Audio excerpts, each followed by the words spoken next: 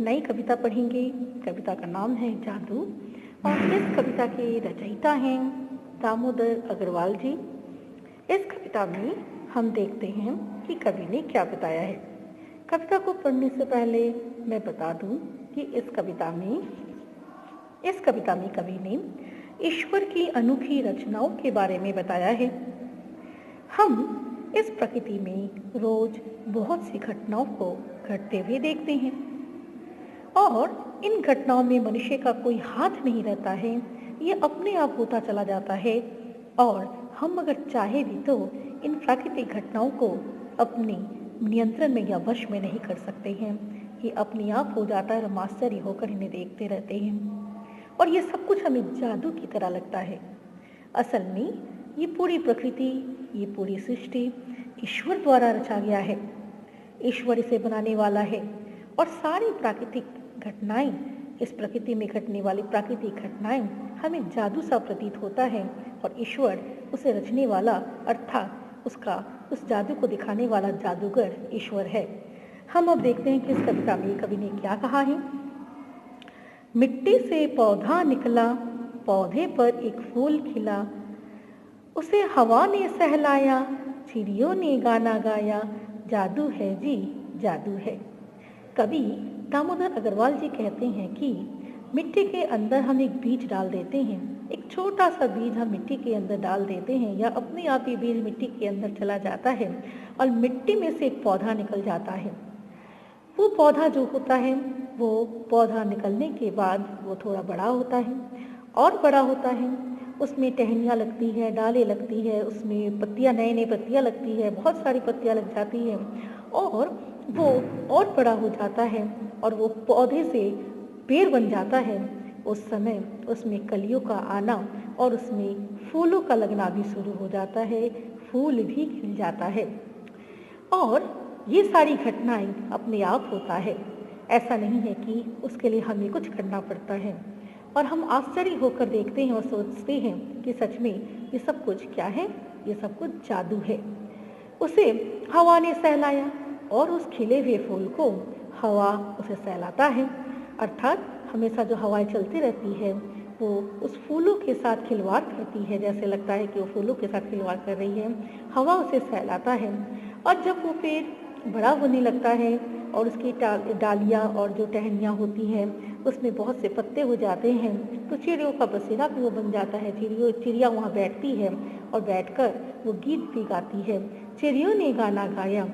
और ये सारी घटनाएं हमें ऐसा लगता है जैसे जादू है और ये सारी घटनाएं घटते रहती हैं। ठीक है, चिड़ियों को भी किसने बनाया, हवा कहाँ से आया, हवा को किसने बनाया, ये सब कुछ हम सोचते हैं और ये सब कुछ होता चला जाता है और सच में हमें ये जादू के समान लगता है।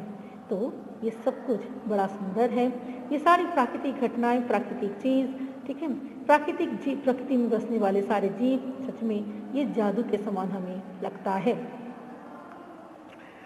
वह देखो सूरज निकला, सोने के रथ पर बैठा, इधर चला फिर उधर चला, धूप खिली वह जिधर चला, जादू है जी जादू है। कभी कहते हैं कि देखो सूरज निकला, जैसे ही सूरज निकलता है तो ऐसा लगता है जैसे वो सोने के रथ पर बैठा हुआ है। कहने का तात्पर्य है कि सूरज की जो किरणें होती हैं वो सुनहरे रंग की होती हैं, तो सूरज के निकलते ही चारों ओर सुनहरे किरणों के बिखर जाने से ऐसा लगता है कि सूरज सोने के रथ पर बैठा हुआ है।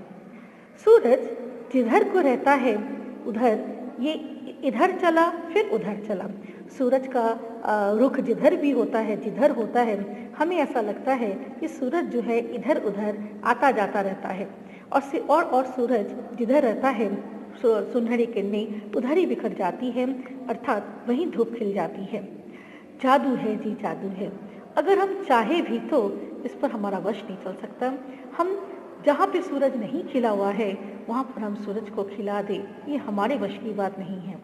और ये सब कुछ जैसे अपने आप होता रहता है, जिधर सूरज होता है उधर ही धूप खिल जाती है, उधर सुनहरी किरणें बिखर जाती है और उधर रोशनी हो जाती है और ये सब कुछ हमें जादू की तरह लगता है। ये कुछ भी हमारे हाथ में नहीं होता है, ये सब कुछ जैसे हम जादू की तरह इन्हें हम देखते रहते हैं।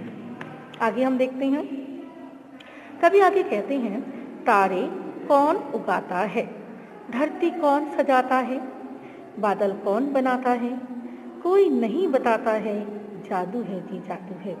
कभी कहते हैं कि रात के आसमान को देखो तो वो तारों से सजा हुआ होता है।